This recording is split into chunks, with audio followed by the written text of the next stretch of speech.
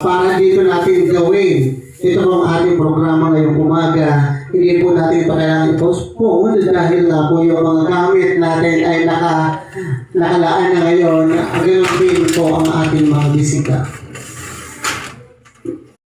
Mga anak, ang mga decor workers, of course, maraming salamat and welcome po sa ating programa ngayong umaga, the launching of Miracle Training Program, which is sponsored by the Social Welfare and Development and the MDA, ang ating pong National Dairy Authority.